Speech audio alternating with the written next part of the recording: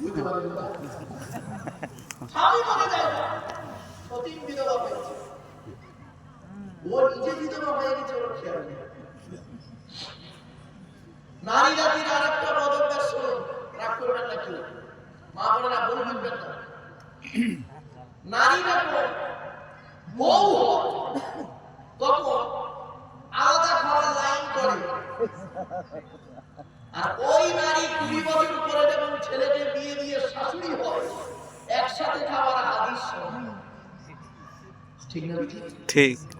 একই নারী 20 বছরের কি পারে, নতুন বউ হলে কি হয়, আলাদা খাওয়ার লাইন করে, আর যখন শাশুড়ি হয়ে যায় একসাথে খাওয়ার হাদিস শোনে। নারী জাতির আরেকটা অভ্যাস দেখুন,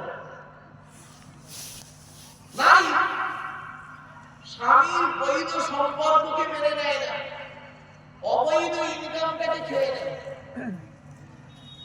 আবার বলছি, স্বামীর বৈধ সম্পর্ককে নারী মেনে নেয় না, অবৈধ ইনকামটাকে খেয়ে নেয়।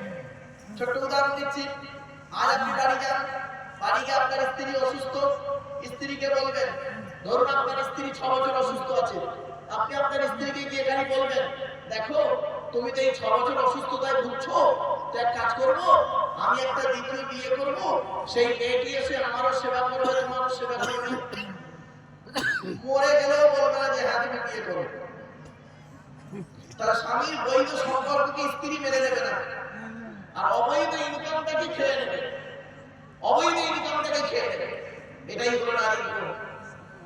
আরেকটা দেখেন, নারী জাতির শত্রু হলো কি? সতী। শত্রু 2 নাম্বার হলো ননদ। ননদ হলো নারী জাতির শত্রু। এজন্য যুবক ভাইদের বলে যাচ্ছি, তোমরা যখন তোমাদের বোনেদের জামা কাপড় টাকা পয়সা দেবে, স্ত্রীকে নাজাইনে দেওয়াটাই উত্তম, স্ত্রীকে নাজাইনে দেওয়াটাই উত্তম। আর এ বোকা কি করে, বউ পাগলা বিবির গোলাম, বোনকে একটা শাড়ি দিচ্ছে, বউকে জানিয়ে ওর কইয়ে ফেটে যাবে। আর কেনই না আপনি বইয়ের অনুমতি নেবেন না?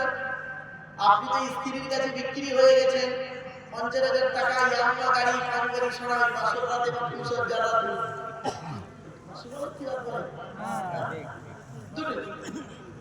ওই বাসর রাতে যখন ঢুকেছিলেন স্ত্রীর ঘরে, তখন কি বলেছিলেন মাথা হেট করে?